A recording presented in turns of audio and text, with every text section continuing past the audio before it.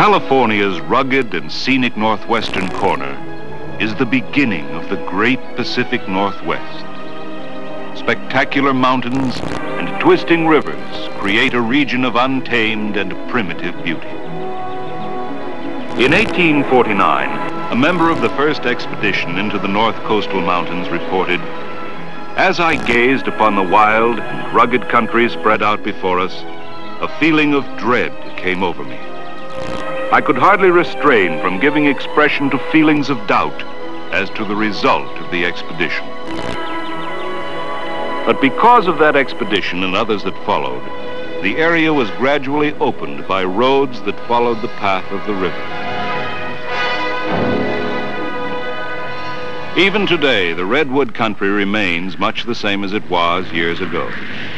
It is more populated, but outside the small townships and on either side of the modern highways that serve the area, the course of nature is the law that governs much of the land, and the forests and waters. Wintry storms that sweep in from the Pacific and dump heavy rains on California's northwest sector create a forest condition that has spawned great stands of fir and redwood timber. It was the presence of timber in vast quantities that spurred the development of California's important lumber industry and opened the area to settlement. Today, lumber accounts for as much as 70% of the economy of some Northwest counties, and the world's only source of redwood is found here. The combination of forests, rivers, and streams, and an abundance of wildlife make the area one of the world's most beautiful natural preserves.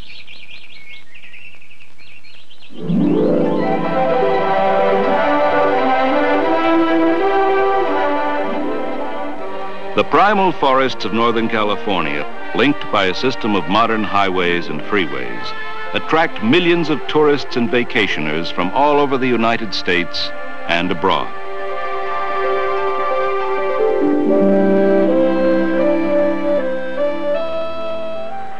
The same combination of ocean air and mountainous terrain that has produced the redwood and fir has also created the crooked, winding rivers named Eel, Klamath, Mad, Trinity, Smith, and Van Dusen. The near-constant veil of Pacific fog hangs wet and heavy in the river canyons, and the long, humid season of rain that soaks the valleys make Northwest California phenomenally fertile. Soft, green valleys make ideal grazing lands that rarely suffer from drought. But the abundance of rain and the constant threat of excessive rain, saturated slopes, and inadequate flood control facilities leave the coastal regions almost defenseless against quick and widespread flooding. In December of 1964, just at Christmas time, a continuous rainfall saturated the Coast Range and the Klamath Mountains. A similar rain condition had created record floods in 1955, and it was assumed by many that the 55 flood level represented the maximum danger from the Mad, the Klamath, the Smith, Eel, Trinity, and Van Dusen. But on December 19, 1964, just 6 days before Christmas, Californians heard this startling pronouncement from Governor Edmund G. Brown. "I've been informed by the United States Weather Bureau that weather conditions developing over Northern California mean continuing heavy rains. All streams in the northern part of the state are rising. Predictions are for a continuation of that trend, with flood stages..." On the morning of December 20th, an observer reported the Eel River is only a little over 4 feet below the 1955 flood and appears to be rising a foot an hour at this time. By 6 o'clock on the evening of December 20th, it became evident that all rivers north of the Eel would rise above original estimates based on river gauges. But many of the gauges were lost in the torrents of mud and debris that were sliding into the charging rivers. As residents began to evacuate threatened lowlands, an editorial in the Humboldt Standard said, "No greater force for destruction ever was assembled in Humboldt County in remembered or written history. And then California's Christmas floods of 1964 became headline news from coast to coast. Floodwaters continue spreading over southern Oregon and northern California, with many areas isolated from land transportation. Northern California rivers, swollen with record amounts of rain, are pouring across access routes, destroying bridges and inundating entire communities.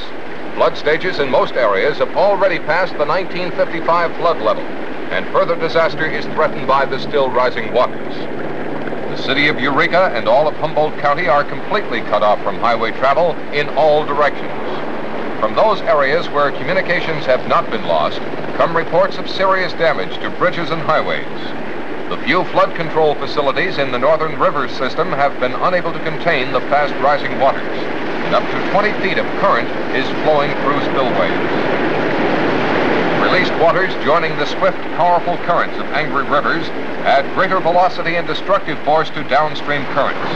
Collecting lumber and debris, the fast-moving waters batter a steel and concrete bridge over the American River near Auburn in the Sierra Nevada foothills.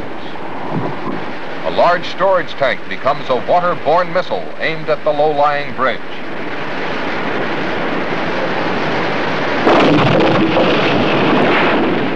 In an extremely rare incident, cameramen from television station KCRA in Sacramento filmed the destruction of a bridge resulting from the collapse of an unfinished dam.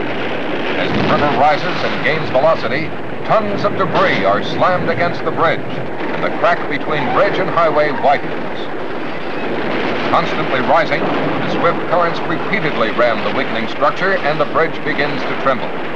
One last powerful assault, and another obstacle to the rampaging waters is eliminated.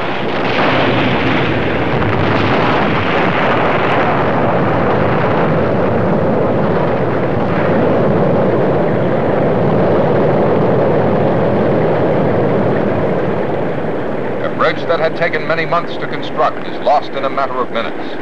At Alton, where the Eel and Van Dusen rivers join, two young men abandon their car to the rising currents, and spectators watch helplessly as an abandoned dog floats downstream to certain death. Those who have not been trapped by the sea of floodwaters are evacuating by any means available. Over 5,000 persons in Oregon and California have fled their homes, and many more are threatened. It is not known whether lives have been lost, but some officials have expressed deep concern. In Humboldt County, apparently suffering the greatest damage from the record floods, 8 towns have been ordered to evacuate. Many towns are already partially underwater, and damage to farm and dairy lands is reported to be severe. The 4 counties of Del Norte, Shasta, Humboldt, and Mendocino have already been declared disaster areas by Governor Brown. Units of the National Guard and the Army Corps of Engineers have moved evacuees to 4 emergency centers set up in Humboldt County. Helicopter observers in the rich farm and dairy lands around the Eel River report that large herds of cattle and sheep are exposed to grave danger, and many acres of California's finest grazing land are underwater. The Federal Aviation Agency, operating out of the Eureka Arcata Control Tower, is coordinating a massive airlift involving planes and helicopters from all branches of the service. Food and clothing by the ton are moving into emergency relief centers located in Eureka. The American Red Cross and the Salvation Army are distributing relief commodities throughout the flood-stricken area. 8 Army helicopters, the first operational aircraft on the scene, have begun emergency flights of rescue and relief. 10 minutes after reaching Ronerville Airfield, the craft were airborne on a series of emergency missions. Flying under the most adverse weather conditions, Army pilots are fighting their way through snow, rain, and fog to reach isolated families. With communications gone, the choppers are making reconnaissance flights over the disaster area. In addition to food and clothing, 4 doctors have joined the airlift to assess medical needs.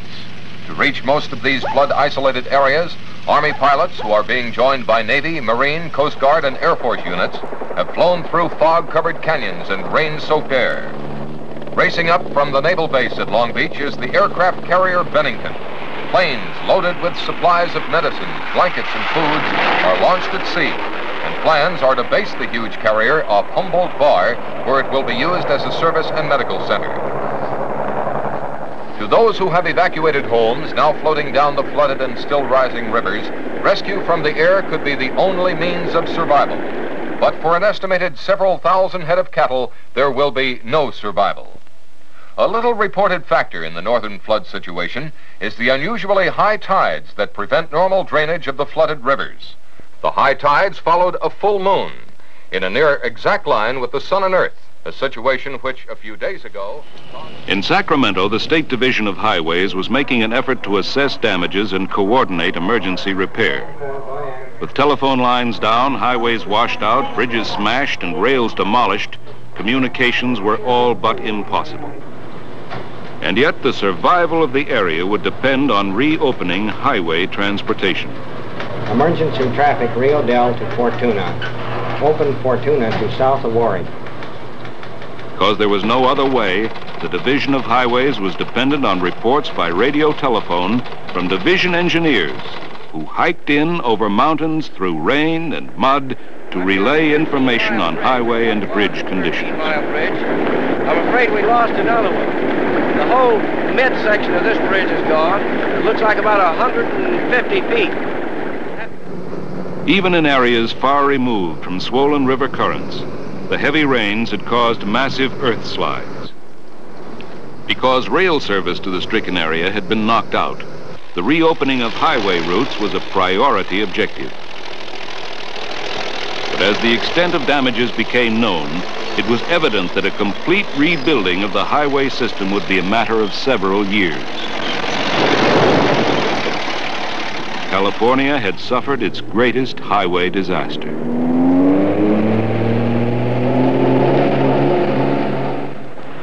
Emergency crews were quickly dispatched to washed-out bridge and highway sites and remained there until temporary structures had been completed. The Bailey Bridge, a creation of the emergencies of war, became a lifeline to communities made inaccessible by the raging waters. The need for highways was never more pointedly demonstrated. Restoration of highway facilities was begun on a crash basis as soon as the waters subsided. Every highway in the flood area suffered major damages. Where roads followed the riverbed, the torrential flows cut away the base of canyon slopes, brought slides of mud cascading into the rivers, taking the road with it. Logs and debris that had battered scores of bridges into submission were washed out to sea to return with the tide. The loss of lumber and the costs of reclaiming lumber and logs would cost many millions of dollars. And that which could not be reclaimed had to be piled up and burned.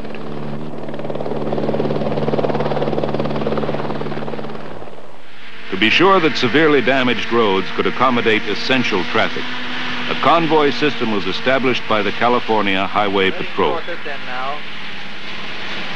Looks like we got about 150 feet.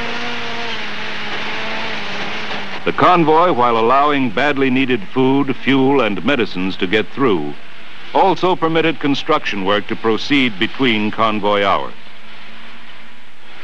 On US 101 below Garberville, escorted convoys formed during the day and traveled through the night to give construction crews a maximum number of daylight working hours.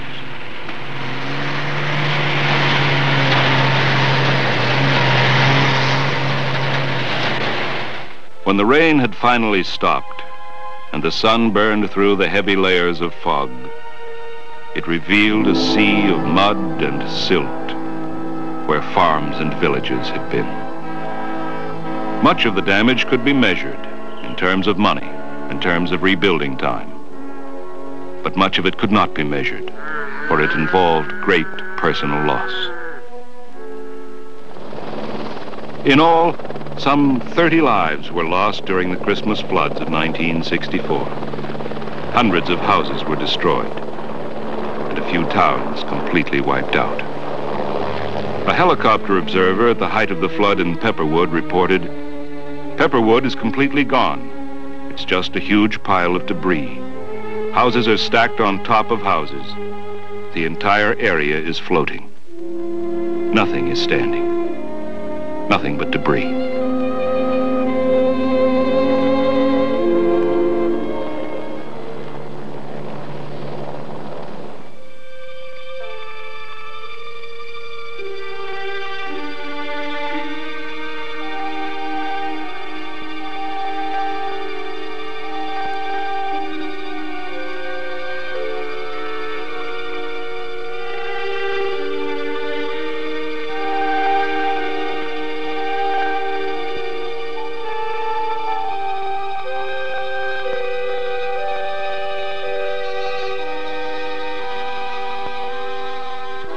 When the Eel River reached its peak in Pepperwood, the downtown area was under 35 feet of water.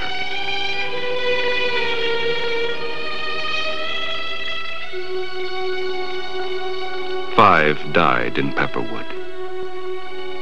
A survivor said, "I came here in the 30s and helped put Pepperwood on the map, but I'm not going to do it again."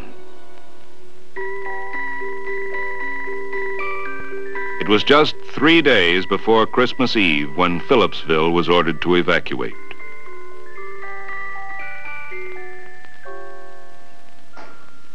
And when residents returned, they found their houses gone or demolished.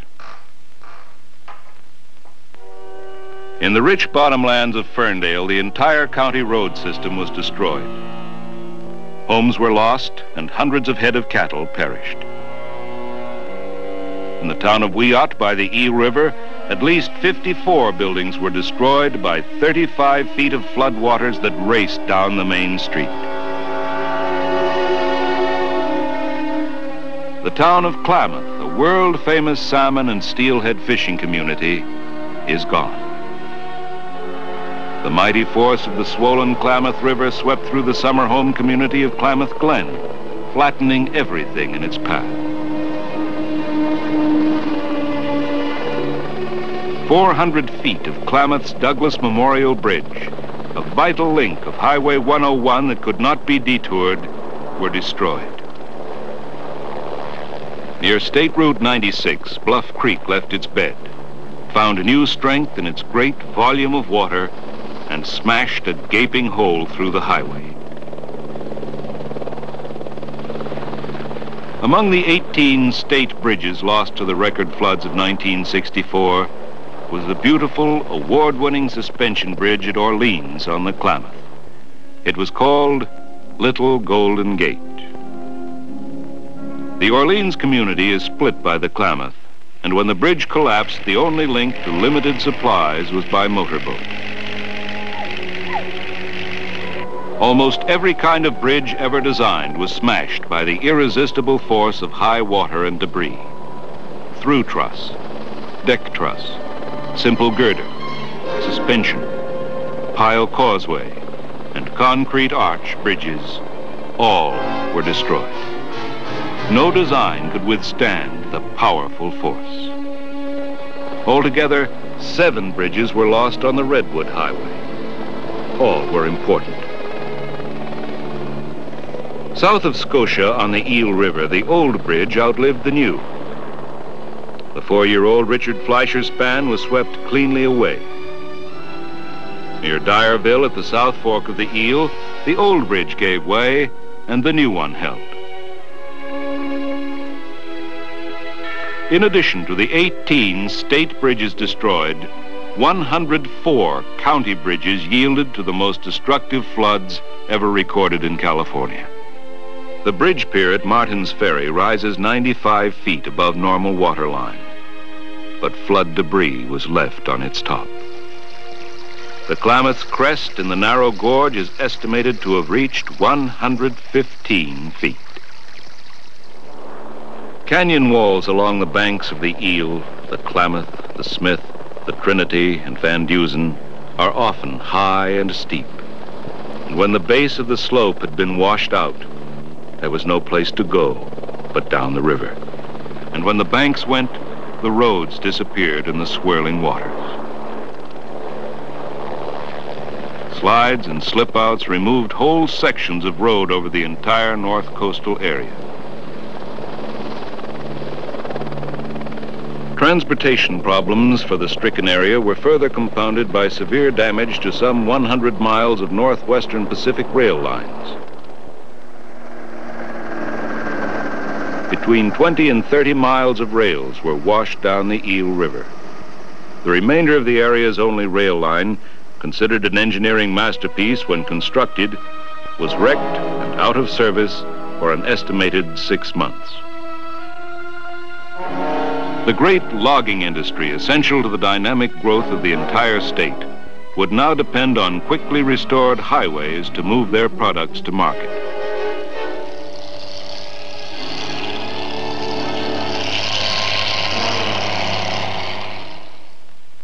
As soon as the State Division of Highways had made a thorough assessment of damages to the highway system, a report was made to Governor Edmund G. Brown and Senator Randolph Collier. Damaged highways back so that service can be given to the traveling public. As you know, Governor, from your trip to the area last week, Senator Collier, chairman of the Senate Transportation Committee, was joined at the governor's briefing by heads of government agencies involved in rebuilding and emergency repair. To this map in front of me, I would like to point out that each one of those numbers represents a major bridge that has been damaged or completely demolished. Each one of the heavy black lines is a state highway where the service has been stopped because of either a damaged bridge or a washout or a slip out or a slide. When do you think you'll be able to open that area up again and get those roads in repair? Well, Governor, the roads are under repair now.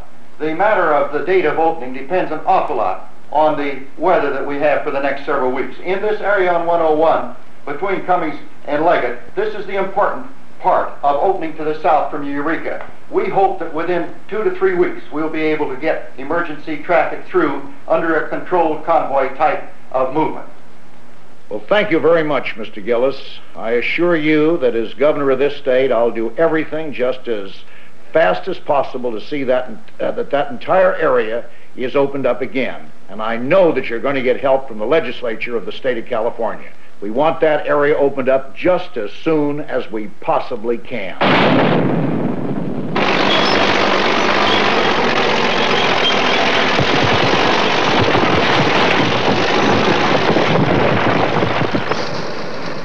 Earlier in 1964, the North Coastal counties had proudly dedicated new freeways and new bridges. Business, industry, and residents had foreseen an easing of their relative isolation. But before year's end, many of the older stretches of highway lay in ruin, and scores of bridges gone. There was nothing to do but commence rebuilding. And the first and most vital step would be to reopen the highway system.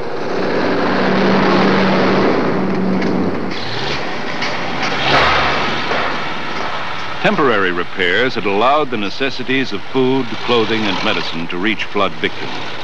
And now the job of rebuilding was underway. The restoration of highway lifelines would be a matter of survival for the Redwood country.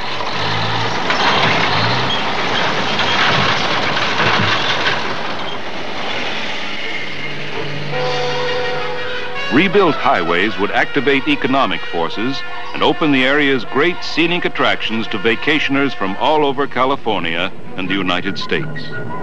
The bridge at Robinson's Ferry was expected to open by May 1st.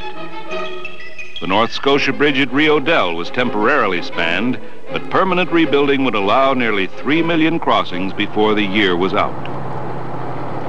Over hundreds of miles of washed-out roadway, reconstruction was the order of the day.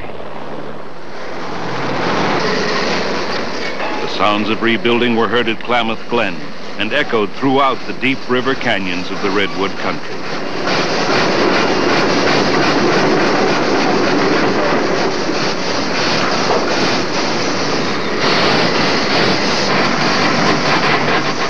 It may take years to completely rebuild all bridges and highways, but the work was begun. And highway engineers promised that the area would be ready for the 1965 vacation season, expected to top the 5 million tourists of 1964.